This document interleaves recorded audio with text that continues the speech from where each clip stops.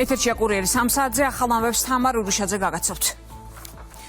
გიორგი გახარიას მოსმენა საგამოძიებო კომისიაზე და მისი განცხადებები პოლიტიკური ურთიერთბრალდებების თემაა. მმართველი გუნდის შეფასებით გახარიამ ვერ გასცა პასუხები კითხვებს და ვერ ახსნა ის გადაწყვეტილებები, რომლებიც შინაგან საქმეთა მინისტრობის დროს მიიღო. მათ შორის 2019 წლის აგვისტოში, როცა გახარიას ბრძანებით საოკუპაციო ხაზთან მდებარე სოფელ ჩორჩანასთან პოლიციის ახალი საგუშაგო ჩადგეს, რასაც პასუხად ცხინვალის საოკუპაციო რეჟიმის მხრიდან ჩორჩანა წნილისის ტერიტორიაზე ერთდროულად რამდენიმე საგუშაგოს განთავსება მოჰყვა. ქართულ ოცნებაში გახარიას ამ გადაწყვეტილებას დავალებად და პროვოკაცია დაფასებენ, რომლის მიზანით შეერაღებული დაპირისპირება და ახალი კონფლიქტი იყო. განსხვავებულია შეფასებები გახარიას გუნდში, სადაც ამბობენ, რომ ამ გადაწყვეტილების მიზანი სახელმწიფოებრიობის დაცვა იყო. მხარების პოზიციებს ლელა ჯავახიშვილი უფრო დეტალურად გაგოცნობს, ის კურიას უერთდება. ლელა, რა განცხადებები კეთდება პოლიტიკურ სპექტრში? კარგად ნაფიქრი გადაწყვეტილება, რომელიც დავალების შესრულებას ემსახურებოდა. მართლ გუნდში აცხადებენ, რომ გიორგი გახარია, რომელმაც თვითნებურად იმოქმედა და საქმის კურსში არ ჩააყენა არც შესაბამისი უწყებები და არც პარტნიორები, მკაფიოდ აცნობიერებდა, რა შედეგები მოჰყვებოდა სოფელ ჩორჩანაში საგუშაგოს გახსნას. მართლ გუნდში ამბობენ, რომ თავად გახარიას განცხადებებით საგამოძიებო კომისიაზე ადასტურებს, რომ მისი ამ ნაბიჯის რეალური მიზანი სამხედრო ესკალაციის გამოწვევა იყო. ეს იყო კარგად ნაფიქრი დავალების შესრულება, რომლის მიზანი იყო სამხედრო ესკალაცია. როდესაც ჩვენ ჩუმად დგამ ისეთ ნაბიჯებს, რომელსაც ფორმალურადაც, რეალურადაც, პრაქტიკულად ჭირდება ყველას, მათ შორის საერთაშორისო პარტნიორების საქმის კურსში ჩაყენება, უსაფრთხოების სამსახურების საქმის კურსში ჩაყენება და თვითნებურად დავალების შესაბამისად პოსტს საგუშაგოს აშენებ ისე, რომ ზუსტად გაქვს გაფიცნობიერებული იმ შემთხვევაში ასეთ მოქმედებას რა შეიძლება მოყვეს, რაც მოყვა, მხოლოდ ის კი არ იყო მიზანი, მოყვა ერთადერთი შემთხვევა, როდესაც 2012 წლის შემდეგ საოკუპაციო ხაზმა საქართველოს დანარჩენი ტერიტორიის სიღრმეში შემოიწია. მაგრამ მიზანი გახდათ სამხედრო ესკალაცია და გადავრჩით იმ შემთხვევაშიც ძალიან დიდ უბედურებას. გუშინ იყო გახარიას მხილების დღე. სრული ლუსტრაციის კანონი და მსგავსი საკითხების გადაწყვეტა აღარ ჭირდება. გახარია იქნა სრულად გაშიშვლებული როგორც აგენტი და ერთ-ერთი უმძიმესი ეპიზოდია. შეიძლება ითქვას ყველაზე მძიმე ეპიზოდი მის პოლიტიკურ ცხოვრებაში და მის აგენტურულ საქმიანობაში, როდესაც მან მიზანმიმართულად გადადგა იმისკენ ნაბიჯი, რომ მომხდარიყო სამხედრო ესკალაცია. თავად გახარიას გუნდში დღეს ამტკიცებენ, რომ მათი ლიდერი მაშინ სახელმწიფოებრივად მოქმედებდა შინაგან საქმეთა ყოფილი მინისტრის თვითნებურ გადაწყვეტილებას. მის პარტიაში სუვერენიტეტის დაცვის მოტივით ხსნიან, უმრავლესობა კი ოპონენტებს ახსენებს, რომ სწორედ სახელმწიფო დაზიანდა გახარიას თვითნებური გადაწყვეტილებით, რომელიც მათივე განცხადებით რეალურად იყო მიზანმიმართული მცდელობა ახალი დაპირისპირების პროვოცირების. 2008 წლის შემდეგ ეს იყო ერთადერთი შემთხვევა, როდესაც საქართველოს ხელისუფლებამ გამოიჩინა რეალური პრინციპულობა და მოიქცა ისე, როგორც უნდა იქცეოდეს თავმოყვარე ქვეყანა, დაიცვა საქართველოს სუვერენიტეტი, საქართველოს ტერიტორიები, როგორც პოლიტიკური კუთხით, ასევე თავიდან აიცილა, ასე ვთქვათ, შემდგომი კონფლიქტი. ისე რომ თუ ოცნება ამაში რაიმეს ხედავს, არაკანონიერს მათი ნება. გახარიამ ფაქტობრივად აღიარა, რომ ეს იყო პროვოკაცია მისი მხრიდან და ამ პროვოკაციას ცხადია თავისი მზაკრული მიზნები ჰქონდა და ის მდგომარეობდა შემდეგ კონფლიქტის, მათ შორის შეიარაღებული კონფლიქტის გამოწვევაში და რა თქმა უნდა ის ასრულებდა კონკრეტულ დავალებებს, რომელიც ჩვენი ქვეყნისთვის სამტრო და მავნებლური იყო და მადლობა ღმერთს, მიუხედავად ესეთი პროვოკაციისა ჩვენ ამ თემიდან მინიმალური ზიანით გამოვიდით.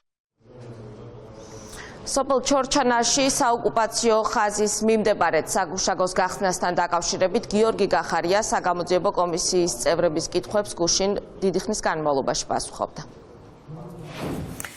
მადლობა ლელა ჯავახიშვილი საუბრობდა კურიერის პირდაპირ ეთერში. გიორგი გახარიას ჩვენები დადასტურდა, რომ ის მოქმედებდა უცხო ქვეყნის წარმომადგენლის მითითებით და წუთების დონეზე შეთანხმებულად აცხადებს პარლამენტის თავმჯდომარე. შალვა პაპუაშვილი სოციალურ ქსელში წერს, რომ ცალკე გამოსაყოფია მელია ზაკავება არ დაკავების საკითხში უწყლობის ჩარევაზე კითხვა და მისი დაბნელობა. კითხვისგან რამდენჯერმე გაქცევის შემდეგ მან ჯერ ვერ გაიხსენა შეხვდა თუ არა რომელიმე ელჩ, შემდეგ გაიხსენა რომ შეხვდა, მაგრამ ვერ გაიხსენა რა საკითხზე. შემდეგ გაიხსენა რომ მელია საკითხზე, მაგრამ ასე მითხრეს დასაჭერია და დაიჭირეო, წერს სპიკერი. შალვა პაპუაშვილის განცხადება დილიდან პოლიტიკური შეფასებების თემაა, გამოხმაურებებს უკვე შოთა ფალავანდიშვილი გაგოცნობს, რომელიც ამ თემაზე მუშაობს. შოთა, ეთერში ხარ. შალვა პაპუაშვილის განცხადება საკმაოდ კრიტიკულად აფასებენ თავად ექს-პრემიერ გახარიას თანაგუნდელები. ისინი ფიქრობენ, რომ სპეკულაციურია ბრალდებები ყოფილი პრემიერის მიმართ, რადგან ის ნებისმიერი თავისი პოლიტიკური ნაბიჯის გადადგმის დროს მოქმედებდა სახელმწიფო ინტერესებიდან გამომდინარე. გახარიას პოზიციები დღეს დაიცვეს ნაციონალურ მოძრაობაშიც. ნაცმოძრაობაში ფიქრობენ, რომ პარტნიორების მხრიდან, მათ შორის როგორიც იყო ამერიკის შეერთებული შტატები და მისი საელჩო, ყოველთვის ყურადსაღები უნდა ყოფილიყო ქართული ხელისუფლებისთვის, მითითებებიც და რჩევებიც და ამაში რაიმე სახის პრობლემა, მათ შორის 2021 წლის 18 თებერვლის გიორგი გახარიას გადაწყვეტილებასთან დაკავშირებით არ არსებობს. გუშინ ვინც უყურა და usმინა გიორგი გახარიას ამ ეგრეთ წოდებულ გამოკითხვას ამ კომისიაზე, ყველა კარგად დარწმუნდა თუ რა ვითარება იყო 2019 წლის 20 ივნისს და რა ვითარება იყო 2021 წლის 18 თებერვალს და სხვა დასკვნებს საზოგადოება და ჩვენი მოქალაქეები თავად გამოიტანენ. საკმარისზე მეტი ისაუბრა გიორგი გახარიამ იმასთან დაკავშირებით თუ რატომ გადადგა და მე ვფიქრობ საზოგადოებას ამასთან დაკავშირებით კითხვები აღარ აქვს. მათი მხრიდან კრიტიკულ მომენტში საქართველოს ხელისუფლებისთვის აზრის გაზიარება არათუ დასაშვები, ძალიან სასურველია და ყოველთვის ასე იყო, როდესაც ნორმალურად მეწნაკლებად მაინც ნორმალურად ვითარდებოდა საქართველო და ყოველთვის იქნება.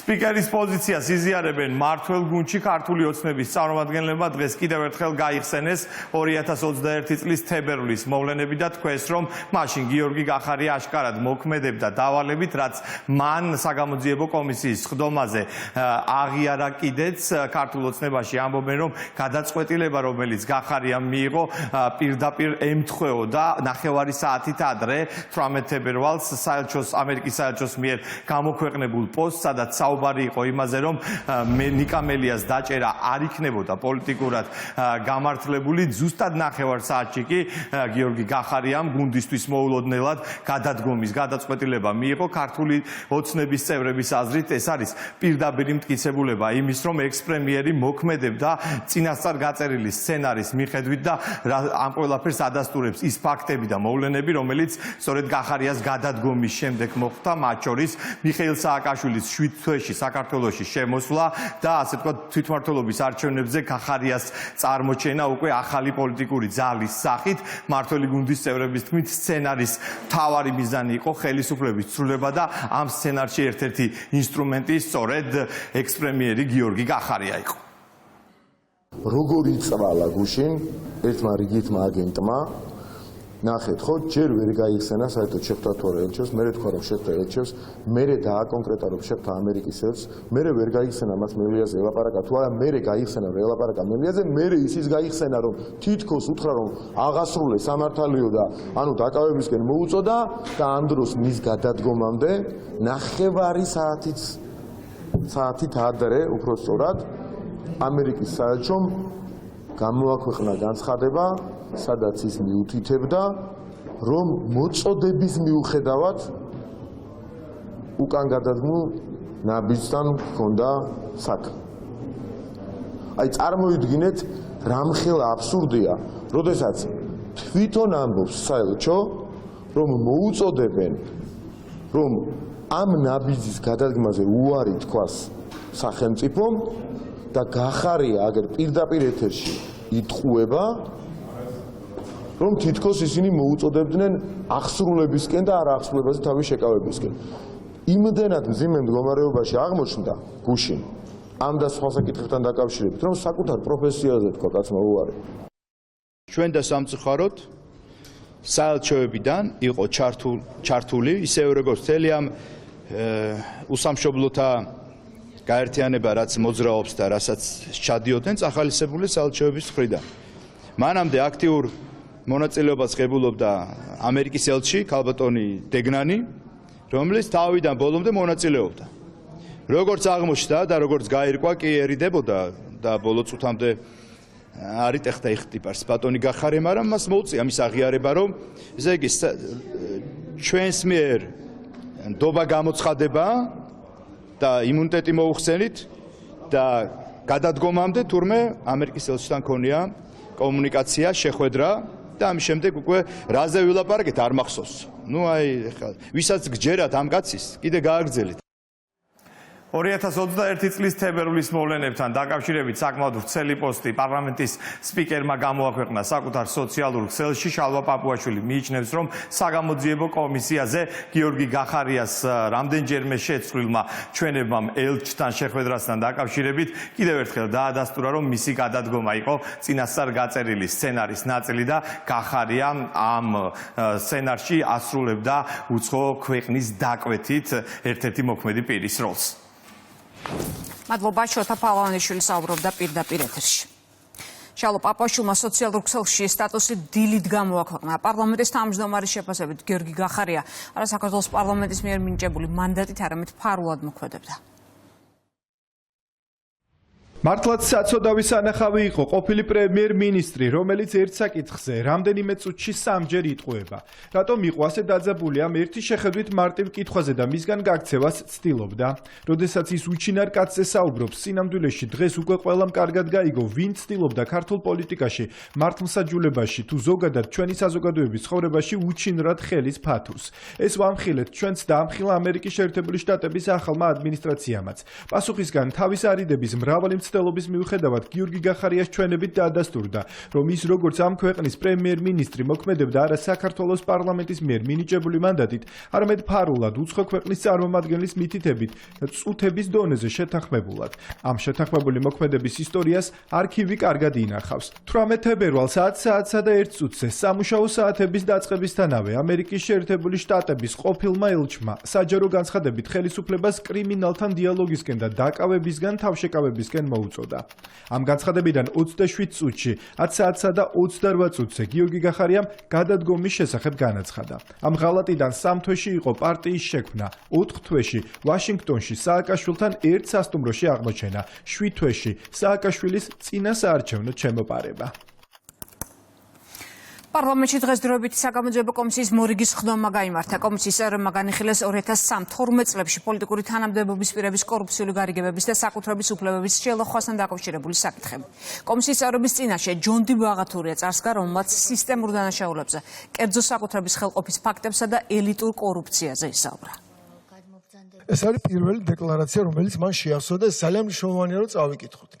მისი ქონება იყო სულ ბინა თბილისში, პეროვსკაიაზე ქონდა, ოროთახიანი ბინა. საბანკო ანგარიშები ბანკის სოციალ დე ჟენერალში ქონდა 9500 евро, ანუ 20615 ლარი მაშინდელი ბანკის კურსი და TBC ბანკში ქონდა 3500 евро, 7595 ლარი. ქონება სულ საბანკო ანგარიშებიანად იყო 123210 ლარი. მისი პრეზიდენტობის დასასრულს მისი შემოსავლები სულ აქ დათვლილი არის ჰონორარები, მისი მეუღლის ქალბატონი სანდრას ჰონორარები აღებული, მივლინებები, ყველა მთლიანად საჭმელი სულ რო არ ეჭამათ, არაფერი მარტო რო ეგროვებიათ, სულ იყო შემოსავალი 623976 ლარი. ესე იგი, ბანკებში ანგარიში ქონდა 439167 ლარი და მისი უძრავი ქონება იყო 200,000 დოლარი ერთი ბინა, მაშინდელი შეიძლება მეტი იყოს, მაგრამ ესე ეწერია დავეთანხმოთ ამას, 200,000 დოლარი, ანუ 332,000 ლარი მეორე ბინა თბილისში, გუდაურში ნაკვეთი ახლა რა 50,000, მაგრამ ეგრეთ წერია და დავეთანხმოთ ამას და ვენახის სახლი ყვარელში იქიდან ხშირად პოზიციონერი ყელყელაობდა 50,000 ლარი ასევე სულ ესეც ანუ ჯამში მისი ქონება იყო 1,269,000 67 ლარი. ძირითადი ქონება არის რეგისტრირებული აგვისტოს ომის წინა პერიოდში, ზოგი რამდენიმე დღით ადრე, ზოგი 20 დღით ადრე, ზოგი 1 თვით ადრე. ანუ აგვისტოს ომამდე გამალებით მიდიოდა სახელმწიფო ქონების მიტაცება სააკაშვილის ოჯახის მხრიდან. სახელმწიფო საკუთრებაში არსებული ქონება გადადიოდა დედამისის საკუთრებაში. როგორ მოგწონთ? ანუ ესენი ძალიან ინტელექტუალურად მუშაობდნენ. აი ორგანიზებული დანაშაული ესე იგი მაფია ხო? ორგანიზებული დანაშაული საკმაოდ ესეთი მაღალი დონე ჩანს აქ. გიული ალასანია და პრეზიდენტის მის თემურ ალასანიას რო გვაგინებს სხვადასხვა ჩანაწერებში მისი ბიძა შვილი ალასანიას დაქალი მანანასაზე და რობერტ რაუფი უცხო ქვეყნის მოქალაქე ერთად აფუძნებენ შპსს საქართველოს უნივერსიტეტს და შემდგომში უმეტეს შემთხვევაში მოქმედი გმირი არის საქართველოს უნივერსიტეტი. ბატონი მიხეილ სააკაშვილი ვივამეთში მუშაობს მუმიად. ეს კრიმინალი, რომელმაც გაუბედურა ჩვენი ქვეყანა და მე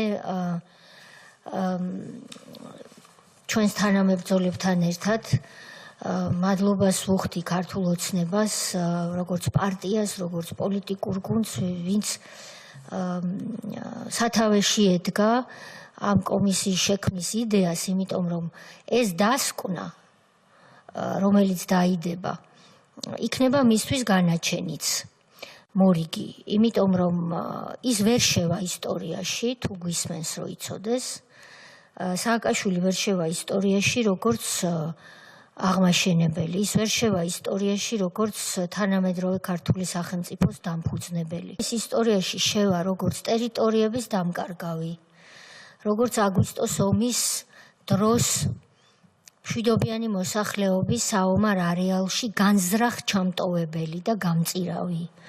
როგორც უმაღლესი მთავარსარდალი, რომელმაც საკუთარი ჯარისკაცი და ჯარი გაწირა. დღესვე საპარლამენტო საგამოძიებო კომისიის ხდომაზე მოусმინეს ბიზნესმენ ჯუმბერ ბუზალაძეს. ის ქონების წარქმნაში ყოფილი ხელისუფლების მაღალი თანამდებობის პირებს ადანაშაულებს. ბუზალაძე მის საკუთრებაში არსებული ავტომანქანების იძულები დათმობის ფაქტებზე ისაუბრა და კონკრეტული გვარები დაასახელა. ამი ბატონი ჯონდი დაგეხმარებათ, მადლობა. სამი მანქანა შევიზინა. ამისათვის თქვენ ჩადეთ თქვენი ბინა თბილისში. კი, ბინა საოფისე და შვილის ბინა. ვაჟის თუ ქალიშვილის ბინა, შვილის ბინა, თქვენი ბინა და საოფისე ფართი იმისთვის, რომ ეს მანქანები შეგეძინა.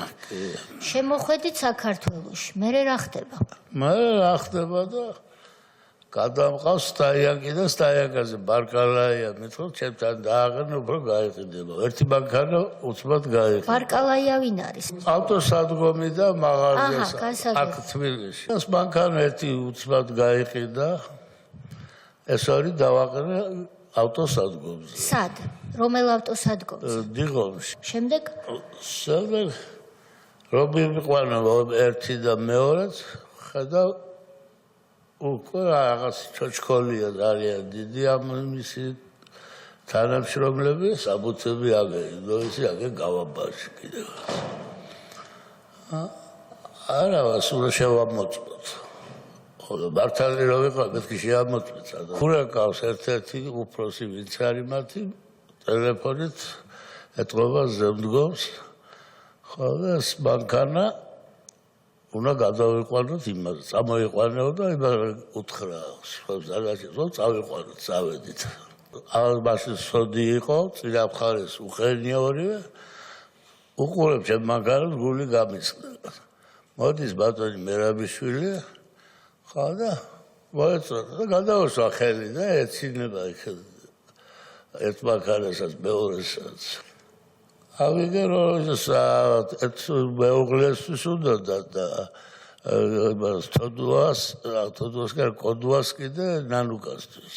ვანო მერაბიშვილს რომ თავისი მეუღლისთვის, თამარ სალაყაიასთვის და ერეკლე კოდუას თავისი მეუღლისთვის ნანული იგივე ნანუკა ჟორჟოლიანისთვის უნდა ეს მანქანები და იმიტომ გართმევდნენ. საიდან იცით? ნანუკა შემოვიდა გამოძიების დროს, შემოვარდა ორი ოპერატორით.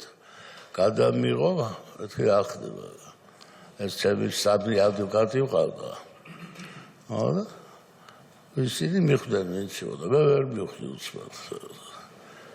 მე პრობლემაც გამომაცხადა მე რუსთავის ტელევიზიაში რომ ვარით მიაკუზეს მაფიოსთა შეკრული, ჩავდივარ იაპონიაში, ვაპარინებ მანქანებს, გადავყავს დუბაიში და დუბაიდან მომყავს საქართველოში. იაპონურ მაფიასთან ხართ შეკრულიო, ნანუკა ჟორჟოლიანმა გამოგაცხადეთ რუსთავიელს. რის დამთავრდა გამოძიება თქვენ წინააღმდეგ ბატონო ჯუმბერ?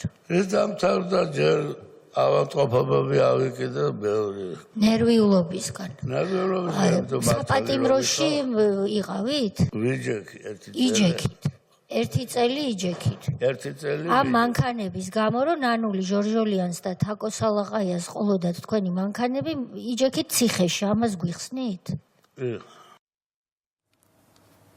ქართული ოცნება ნაციონალური მოძრაობის წინააღმდეგ საკონსტიტუციო სარჩელს თვითმმართველობის არჩევნების შემდეგ შეიტანს. გადაწყვეტილება მმართველმა გუნდმა უმრავლესობის სხდომაზე მიიღო.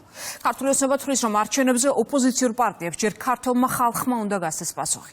მმართველ გუნდში განმარტეს, რომ საგამოძიებო კომისიისთვის მხოლოდ 3 თვიანი ვადის გამოყენების შემთხვევაში შესაძლებელი იყო თვითმმართველობის არჩევნებამდე ყველა პროცედურის მოსწრება, თუმცა კომისიის ვადა 1 თვით განხორციელდა. შესაბამისად, ნაცმოძრაობას კიდევ ერთხელ ექნება არჩევნებში მონაწილეობის მიღების შესაძლებლობა. რას ამბობენ, რას არ ამბობენ, ჩვენთვის ამას აბსოლუტურად არანაირი მნიშვნელობა არ აქვს. ისინი არიან ჩვეულებრივი პიარით დაკავებული, რა დროს რა აწყობთ, იმას ლაპარაკობენ. ნაციონალური მოძრაობის განადგურება დიდი ხანია გეგმაში აქვს, აქამდე ვერ გაგვანადგურეს და ვერც გაგვანადგურებენ. რაც შეეხება არჩევნებში მონაწილეობას, არანაირ არჩევნებში ნაციონალური მოძრაობა და არც სხვა რომელიმე ნორმალური პარტია მონაწილეობას არ მიიღებს. მილიონჯერ გვაქვს ეს ნათქვამი და კიდევ ერთხელ გაგიმეორებ. გუშინ ჩემი განცხადებით მე იმედები გაუჩნდათ ვიღაცას მივხვდი, მაგრამ მაქსიმუმ 2-3 თვით ეს არის ყველაზე მაქსიმუმი და პროცესების გადაწევა ჩვენ მხარეზე რაც არის დამოკიდებული ოქტომბრის თვემდე სექტემბერში უკვე ყველა პროცესი იქნება დასრულებული საკონსტიტუციო სასამართლოში სარჩელის შეტანის ჩათვლით ნაცების პარტიების აკრძალვის შესახებ. ზოგი ჭირი მარგებელია, მე მგონია რომ ხალხის და შემდეგ ჩვენი პარტიის პასუხი ძალიან კარგი იქნება, ჯერ ხალხი გასცემს საკადრის პასუხს და მერე ჩვენ გავცემთ ჩვენი საკონსტიტუციო სარჩელით და დარწმუნებული ვარ, რომ საკონსტიტუციო სასამართლოს სხვა გზა ნამდვილად არ ექნება, თუ კი ოდნავ მაინც ობიექტურად განჭის ამ საკითხს, ნაცების პარტიები აიკრძალებიან წელსვე. ჩვენი მოლოდინია, რომ პრინციპში პატრონები დაავალებენ მათ და ვინაიდან ეს არის მათთვის უკანასკნელი არჩევნები, ნაცმოძრაობას და მის კლასერზე მაქვს საუბარი, დაავალონ მათ არჩევნებში მონაწილეობის მიღება. აგენტურას დავალებები რომ აქვს, მათ არავინ ეკითხება, ისინი ერთად იქნებიან, ცალ-ცალკე იქნებიან. პარლამენტმა დღეს პოლიტიკური პარტიების აკრძალვის თაობაზე ინიცირებული საკანონმდებლო პაკეტი განიხილა. პროექტის მიხედვით საკონსტიტუციო სასამართლოს შეიძლება აკრძალოს პარტია, რომლის გაცხადებული მიზანი საქმიანობის არსი, მათ შორის პერსონალური შემადგენლობა, სასამართლოს მიერ უკვე აკრძალული პარტიის გაცხადებულ მიზანს საქმიანობის არსა და პერსონალურ შემადგენლობას იმეორებს. ცვლილებებით წესდება გადაწყვეტილების გამოტანის ვადაც, სარჩელის შეტანიდან მაქსიმუმ 9 თვე. საარჩევნო პერიოდში 14 დღე. ქართული კანონმდებლობით პარტიის აკრძალვა მხოლოდ საკონსტიტუციო სასამართლოს გადაწყვეტილებით შეიძლება. ამ საკანონმდებლო ცვლილების მიღების შემთხვევაში უპირველესი შედეგი რაც იქნება ეს რა თქმა უნდა უკავშირდება ზოგადად პარტიული სისტემის გაჯანსაღებას ერთი მხრივ ეს ბუნებრივია კავშირში არის ასევე თავის მხრივ დემოკრატიის კონსოლიდაციასთან და რა თქმა უნდა ამავდროულად იარსებებს ეფექტიანი მექანიზმი რომელიც ჩვენ თავიდან აგვარიდებს იმ შემთხვევას, როდესაც უკვე აკრძალული არაკონსტიტუციური პარტიის მესვეურები, ლიდერები შეეცდებიან, რომ ერთგვარი შემოვლითი სამართლებრივი გზებით, საკანონმდებლო გზებით კიდევ ერთხელ პოლიტიკურ ავანსენაზე გამოჩნდნენ. ვინაიდან დღეს ფაქტობრივად გარკვეულწილად ხარვეზთან გვაქვს ამ თვალსაზრისით საქართველოს კანონმდებლობაში საქმე. პოლიტიკური განცხადებები გაიხსნა პლენარული სხდომა პარლამენტში. ქართული ოცნების წევრებმა ისაუბრეს გარე ჩარევებზე, მათი ინტერესებისთვის უცხოური ფულის ქვეყანაში შემოტანის მექანიზმებზე და ზეწოლის ფორმებზე. კიდევ ერთი თემა ოპოზიციური პარტიების საქმიანობა იყო, იცმოდა კრიტიკაც ოპონენტების მისამართით. ასევე სამწუხია წულუკიანს ღამის საათებში როცა თეია წულუკიანს ღამის საათებში სახლში მიუვარდება დატრენინგებული აგრესორების ბანდა და გადაწყვიტეს ასე დაეტერორებინათ ქალი პოლიტიკოსი და მისი ოჯახი. უფრო მეტიც, ამ დროს ქალის უფლებადამცველებად წოდებული აქტივისტები გამოვარდებიან და წყევლაკრულვას არ დაიშურებენ ამ ქალი პოლიტიკოსის მიმართ. ხოლო რიგი დიპლომატები ამას ამ აგრესიულ აქტივისტებთან მეგობრული შეხვედრებით ან დუმილით წაახალისებენ ამ ყველაფერს. ეს არის თანამედროვე ვოუკ აქტივიზმის მახინჯი ფორმა, რაც ასე კარგად გამოსდით ლიბერ ფაშისტებს. ამ აგრესორ დაჯგუფებას შეუძლია საერთო ზეიმის თუ გლოვის დროსაც თავიანთი პოლიტიკური მიზნები ახორციელონ. დააპირისპირონ საზოგადოება და ტერორში აცხოვრონ. 9 აპრილის მემორიალთან მიმსვლელებს აფურთხონ, პოლიციელებს სახეში ურტყან. საგამოძიებო კომისიის მუშაობის მნიშვნელობა მინდა შევახსენო ჩვენ საზოგადოებას და ამ ფორმატითაც მინდა ვისარგებლო და აი მართლა უმორჩილესად ვთხოვო ჩვენს ახალგაზრდებს, რომ თვალყური ადევნონ თუ რა საკითხების განხილვა მიმდინარეობს იქ ვინაიდან მათი ძალიან მიაჩვიეს დღეს ოპოზიციონერებმა, მათმა ტელევიზიებმა, რომ თითქოს რაღაცა რეჟიმის პირობებში უწევთ ცხოვრება. მოდით უყურეთ რა ხდება, რა სხვებიან დაზარალებული ოჯახები და მე კარგად მიხვდებით ახალგაზრდებო, თუ რას ნიშნავს ტოტალიტარული და ავტორიტარული რეჟიმი. როდესაც არჩევნების თემას ვეხებით ხოლმე. აი მაგალითად ავიღოთ წინა საპარლამენტო არჩევნები. 51% პირობითად რო აიღო ამ 4 რადიკალურ პარტიას, თქვენ ხელისუფლებაში მოგყავდათ მოძალადეები, მკვლელები, გამაუპატიურებლები, რეკეტიორები, აფერისტები, რევანშისტული ზრახვით დაბრუნებული ხელისუფლებაში კოლექტიური ნაციონალური მოძრაობა. და როდესაც თქვენ მიდიხართ საარჩევნო უბნებზე, ხო? კარგად გაიაზრეთ, რა პასუხისგებლობა მოყვება თქვენ გადადგმულ ნაბიჯს, თქვენ მიცემულ ხმას და თხოვნა მექნება, რომ ყოველთვის გამოდით შემდეგი პრინციპებიდან, რომ ხმა უნდა მიცეთ ქვეყნის დამოუკიდებლობას, ქვეყნის სუვერენიტეტს და მშვიდობას ჩვენ ქვეყანაში. საპარლამენტო უმრავლესობის ლიდერის მამუკა მდინარაძის განცხადებით გავრცელებული ინფორმაცია, რომ ის შინაგან საქმეთა მინისტრის თანამდებობაზე ენიშნება ჭორია. მისი თქმით, ამ ჭორს გაგრძელება არ ექნება. ჭორებს მოაყვებით, ძალიან გთხოვთ. არსებობს ასეთი ტელევიზია ფორმულა, რომელიც არის ერთ-ერთი ყველაზე ჭორიკანა ტელევიზია და მეც გამიგია ეს ჭორები და ფორმულა მე ჭორი კიდევ უფრო განავრცო. მთელი პასუხისმგებლობით გეუბნებით, რომ ეს არის ჭორი, რომელსაც გაგრძელება არ ექნება. საქართველოს პრეზიდენტი აზერბაიჯანში პირველ ოფიციალურ ვიზიტს იწყებს. მიხეილ ყაველაშვილს ილჰამ ალიევი უმასპინძლებს. დაგეგმილია შეხვედრები აზერბაიჯანის პრემიერთან და მილი მეჯლისის თავმჯდომარესთან, როგორც პირისპირ, ისე გაფართოებულ ფორმატში. პრეზიდენტთან ერთად აზერბაიჯანში მყოფებიან საგარეო საქმეთა მინისტრის მოადგილე და დეპუტატები. ჩვენთვის დიდი პატივია ბატონი პრეზიდენტი ვისტუმროთ საქართველოს საელჩოში აზერბაიჯანის რესპუბლიკაში. მას ექნება შეხვედრა დიპლომატიურ კორპუსთან. ჩვენ გავაცნობთ პრეზიდენტს მიმდინარე გეგმებთან დაკავშირებით, თუ რა პროგრამები არსებობს, როგორ მიმდინარეობს შესრულება იმ დავალებების, რომელიც ჩვენ გვაქვს ქვეყნის ხელისუფლების მხრიდან, ხოლო ხვალ დილიდან იწყება შეხვედრები უმაღლეს დონეზე აზერბაიჯანის ხელისუფლების წარმომადგენლებთან. გაიმართება შეხვედრა აზერბაიჯანის რესპუბლიკის პრეზიდენტთან ბატონ ილჰამ ალიევთან, ასევე დაგეგმილია შეხვედრები პრემიერ-მინისტრთან, პარლამენტის სპიკერთან. განხილული იქნება მთელი რიგი ორმხრივი საკითხები ქვეყნებს შორის, რაც დგას დღის წესრიგში, ასევე რეგიონალური უსაფრთხოების საკითხები და რა თქმა უნდა კულტურულ-ჰუმანიტარული მიმართულება, ასევე ეკონომიკური მნიშვნელოვანი საკითხები, რომელიც დგას დღის წესრიგში ჩვენ ქვეყნებს შორის. საუბარი არის იმ მეგაპროექტებზე, რომელიც დაკავშირებულია განახლებად ენერგიასთან, ასევე სატრანზიტო პოტენციალის გაზრდასთან, ინვესტიციების მოზიდვასთან. ლევან დავითაშვილმა ეკონომიკურ ფორუმში მიიღო მონაწილეობა, რომელზეც საქართველოს საინვესტიციო პოლიტიკა და ახალი შესაძლებლობები განიხილეს. როგორც პირველმა ვიცე-პრემიერმა განაცხადა, საქართველოს 2022-24 წლებში $5 მილიარდ მეტი პირდაპირი უცხოური ინვესტიცია მიიღო. მისივე თქმით, პირდაპირი უცხოური ინვესტიციების მოცულობა მთლიან შიდა პროდუქტთან დაახლოებით 6%-ია, რაც ერთ-ერთი ყველაზე მაღალი მაჩვენებელია მსოფლიო მასშტაბით. პირველი ორი თვე იყო საკმაოდ დამაიმედებელი იმისთვის, რომ წლის განმავლობაში ჩვენ დაგეგმილზე მაღალი ეკონომიკური ზრდა გქონდეს, 8%-ით იცით, რომ ძალიან მაღალი ეკონომიკური ზრდა იმ პირობებში განსაკუთრებით, რომ სოფლიოში მიმდინარე პროცესები საკმაოდ გაურკვეველი, ეკონომიკური პოლიტიკა ფაქტობრივად გადახედვის რეჟიმშია, მაგრამ ჩვენ თანამდებობრივი სტაბილური პოლიტიკის შედეგად, რაც გულისხმობს მაკროპარამეტრების სიჯანსაღეს და ასევე კერძო ინიციატივების მაქსიმალურ ხელშეწყობას სახელმწიფოს მხრიდან ვფიქრობ, რომ მივახცევთ მაღალ ეკონომიკურ ზრდას მიმდინარე წელს. ჩვენთვის განსაკუთრებით მნიშვნელოვანია, რომ გავაძლიეროთ საქართველოს საექსპორტო პოტენციალი და ამ მიმართულებით მზად ვართ საკანონმდებლო დონეზე განვიხილოთ რიგი ინიციატივები, რომელიც ხელს შეუწყობს საექსპორტო კომპანიებს, რომ მათმა თავიანთი საექსპორტო პოტენციალი მაქსიმალურად გამოიყენონ. საკანონმდებლო ნაწილში მზად ვართ, რომ საგადასაღადო შეღავათებიც კი შევთავაზოთ ბიზნესს. სურსათის ეროვნული სააგენტო აღდგომის დღესასწაულამდე სამომხმარებლო ბაზარს ამოწმებს. ინსპექტორების ჯგუფები კვერცხის სარეალიზაციო სასაწყობე და მწარმოებელ კომპანიებს საწყობებს და საკონდიტროებს აკონტროლებენ. კვერცხის მწარმოებელებიდან დაჟარიმდა ერთი ბიზნეს ოპერატორი 10 სამართალდარღვევა გამოვლინდა საკონდიტროებში.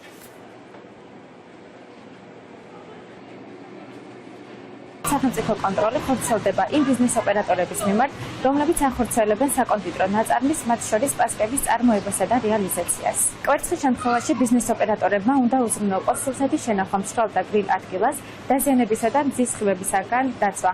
ასევე გასათვალისწინებელია, რომ სულსათი მომხმარებელს უნდა მიეწოდოს მისი დადებიდან 21 თვის განმავლობაში, ხოლო თუ სულსათი ინახება 0-დან 10 გრადუსამდე, მომხმარებლისათვის მისი მიწოდება უნდა მოხდეს 1 თვის განმავლობაში. სამეგრელოს პოლიციამ განსაკუთრებით დიდი ოდენობით ნარკოტიკი ამოიღო. დაკავებულის პირადი და საცხოვრებელი სახლის შხრეკისას იპოვეს 51 ჩეკვრა დაფასებული მეთადონი. ამოღებულია ელექტროსასწორებიც. დანაშაული 20 წლამდე ან უვადო პატიმრობას ითვალისწინებს. 6 პირი დაკავა შინაგან საქმეთა სამინისტრომ თაღლითობის მცდელობის ფაქტზე. გამოძიების ინფორმაციით თბილისში მდებარე ერთ-ერთი ბაზრის მფლობელს პერსონალთან ერთად თაღლითური სქემა ჰქონდა შემუშავებული. მათ გადანაწილებული ჰქონდათ როლები და სტუმრებს თაღლითურად აკისრებდნენ სხვადასხვა ოდენობის თანხას. უარის შემთხვევაში მათზე ზეწოლას ახდენდნენ. დაკავებულთა შორის არიან სომხეთის, უკრაინის და რუსეთის მოქალაქეები. საპროტესტო აქციებზე სხვისი ნივთის დაზიანების ბრალდები დაკავებულ არჩილ მუსელიანცის საქმის განხილვა გრძელდება. დღევანდელ პროცესზე ბრალდების მოწმეები გამოკითხეს. არჩილ მუსელიანც პარლამენტის წინ ბოძზე დამაგრებული კამერების დენის წყაროს დაზიანებას და ცეცხლის აკიდებას ედავებიან. დანაშაული 3-დან 6 წლამდე პატიმრობას ითვალისწინებს. მოცემულობის ხელსამართლ საქმეზე დღეს მოწმეთა იკითხა პირი, რომელმაც დააკავა არჩილ მუსელიანცი ბრალდებული სტატუსით მოცემულობის ხელსამართლ საქმეზე.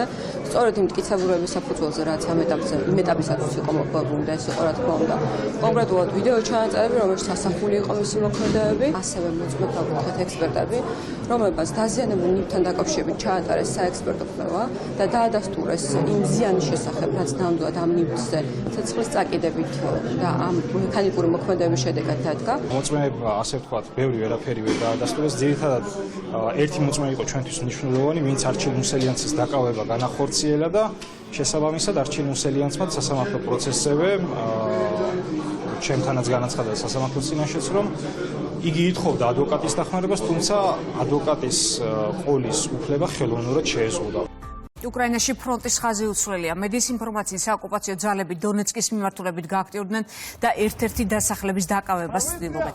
ზელენსკი აცხადებს, რომ უკვე თვეზე მეტია რუსეთი ცეცხლის შეწყვეტაზე უარს ღიად ამბობს და სახელმწიფო მედიის საშუალებით რუსეთის მოსახლეობას ამზადებს, რომ მოლაპარაკება და დიპლომატია უშედეგოა.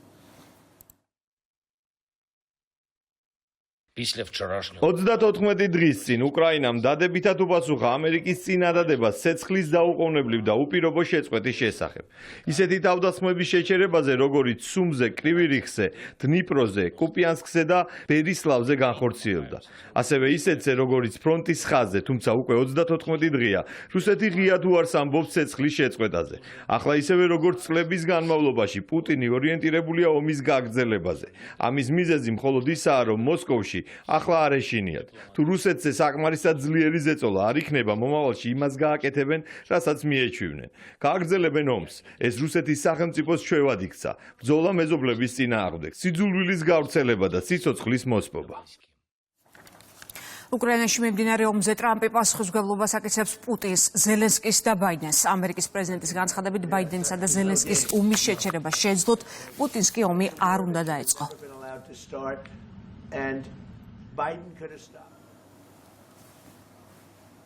ჰამასის ინფორმაციით ისრაელმა 45 დღით ცეცხლის შეწყვეტა შესთავაზა. ნეთანიაჰუს პირობა ამ ძევლების ნახევარი გათავისუფლდეს და ტერორისტულმა ორგანიზაციამ იარაღი დაყაროს. ჰამასში ამბობენ, რომ განიარაღება მათთვის წითელი ხაზია. თელ-ავივის განმარტება არ გაუკეთებია.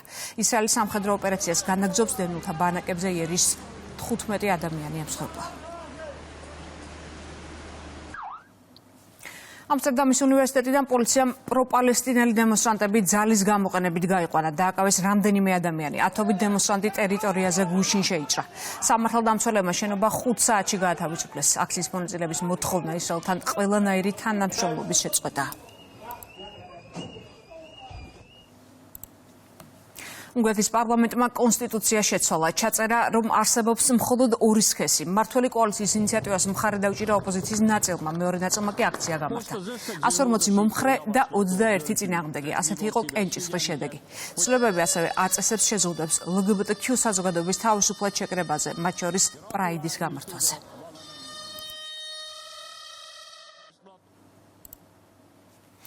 ორ-11 ადამიანი ემსხვერპლა შეერაღებულ თავდასხმას ნიგერიაში. როიტერის ინფორმაციით დაპირისპირება ფერმერებსა და მესაქონლეებს შორის ეთნიკურ და რელიგიურ ნიადაგზე მოხდა.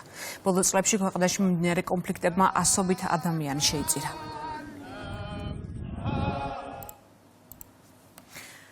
შვეიცარიელი ჟურნალისტები საქართველოს ტურისტულ მიმართულებებს ეცნობიან. ტურიზმის ადმინისტრაცია ბლოგერებს, დოკუმენტალისტებს და სხვადასხვა გამოცემის არომადგენლებს მასპინძლობს. ჯგუფი ედელვაისის პირველ რეისს ჩამოყვა. სტუმრები უკვე იმყოფებოდნენ თბილისში, უფლისციხესა და მცხეთაში. ერთი კვირის განმავლობაში საქართველოში პრესტურის ფარგლებში ჟურნალისტები, ბლოგერები, ვიდეოგრაფები მოინახულებენ საქართველოს სხვადასხვა რეგიონს, გაეცნობიან საქართველოს კულტურას, გასტრონომიას. რა თქმა უნდა, მოგვიანებით მოამზადებენ მასალებს, მარკეტინგულ მასალებს, ეს იქნება ვთქვათ სტატიები, ვიდეოები, სხვადასხვა ტიპის არტიკლები, იმისთვის რომ მოგზაურებს გააცნონ საქართველო. ორი შესანიშნავი დღე გავატარეთ უკვე საქართველოში. ძალიან ლამაზი ქვეყანა და თბილი ხალხია. ძალიან მომეწონა ქართული კერძები და ღვინო. საქართველოში მიღებული პოზიტიური გამოცდილების შესახებ სტატიას ვამზადებ. 2025 წლის ევროპის პრიზიორებს ჭიდაობაში ვლადიმერ გამყრელიძეს და მირიან მაისურაძეს გულშემატკივრებმა მშობლიურ ქალაქებში საზეიმო დახვედრა მოუწყვეს. ღონისძიებას ესწრებოდნენ სპორტსმენები და ადგილობრივი ხელისუფლების არომადგენლები, რომლებმაც გამარჯვებულ სპორტსმენებს ჯილდოები გადასცეს. მადლობას ვუხდი ამბრლაურის მუნიციპალიტეტს ესეთი თბილი დახვედრისთვის, ესეთი გვერდში დგომისთვის. მათი მხარდაჭერა ყოველთვის ჩანს და ყოველთვის გაფასებენ ძალიან და მადლობა მინდა ამისთვის გადავუხადო მათ. მადლობა მინდა გადავუხადო ჩვენს გულშემატკივარს, ჩვენს ამბრლაურელ ხალხს, რომლებიც ჩვენთვის ყოველთვის გულშემატკივრობენ, ჩვენთვის ნერვიულობენ და ეს ყველაფერი ჩვენთვის ძალიან დიდი мотиваციაა. არაფერი იმაზე ძვირფასი, ვერანაირი медаლი, ვერანაირი მოგების სიხარული იმას ვერ შეეძრება, როცა შეგიძლია შენი მშობლიური მხარის და შენი მშობლიური რაიონის მოსახლეობის გახარება და გაბედნიერება და ასე რომ ბედნიერი ვარ და მაყოფილი ვარ ასევე ჩემი თავით რომ შევძელი. სლოვაკეთის დედაქალაქ ბრატისლავაში დასრულდა ჭაბუკთა შორის ევროპის ჩემპიონატი თავისუფალი სტილის ჭიდაობაში, სადაც წარმატებით იასპარეზა საქართველოს ნაკრებმა. მინდა გულითად მიულოს ყველა სპორტსმენს ეს წარმატება. მოლდოვაში მიმდინარე ევროპის ჩემპიონატზე ძალოსანმა გოდერძი ბერდელაძემ 3 მედალი მოიპოვა. მან ატაცში ბრინჯაო აიღო, აკვრაში კი ვერცხლის მედლის მფლობელი გახდა. მას ორჭიდის ჯამშიც ვერცხლი ერგო. 2 დღით ადრე ბრინჯაოს მედლის მფლობელი გახდა რამინ შამილიშვილიც. მადლობა მინდა გადავუხადო სპორტულ ფედერაციას, ექიმებს, ყველას ვინც სასწრაფო სამართლებაში და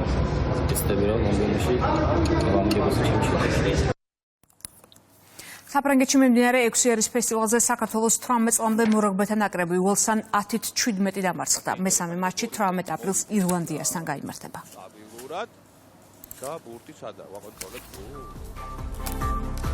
ეს იყო ბოლო ინფორმაცია კურიერი გემშვიდობებად 6 საათამდე. თქვენ კი შეგიძლიათ დღის სხვა ამბებს გაიცნოთ ჩვენ ვებგვერდზე. რუსთავი 2 წერტილი.